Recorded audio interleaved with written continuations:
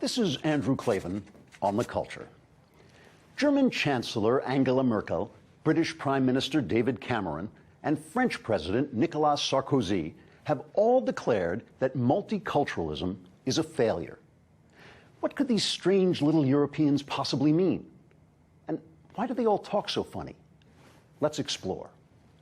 Multiculturalism is the philosophy that every culture is morally valid, and no one culture has the right to impose its values on another.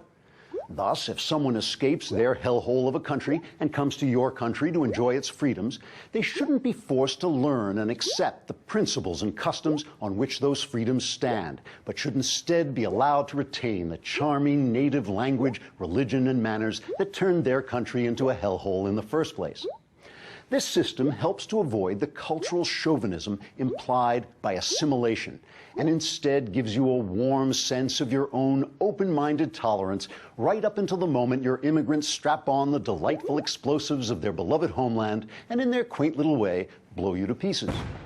From broad-minded ancient writers like Herodotus, through canny conquerors like Alexander the Great and Augustus Caesar, to the all-embracing genius of Jesus Christ, tolerant acceptance of different cultures has evolved into a central Western value.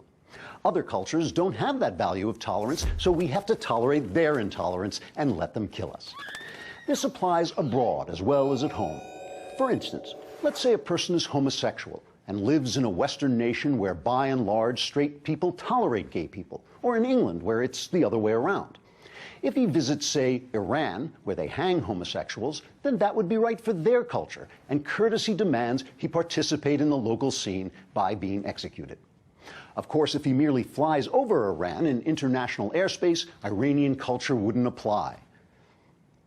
Unless their culture doesn't recognize international airspace, in which case he probably should have gone around.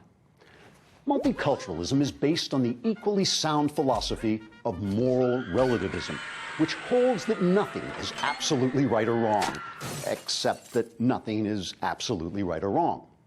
As Shakespeare put it, there is nothing either good or bad, but thinking makes it so.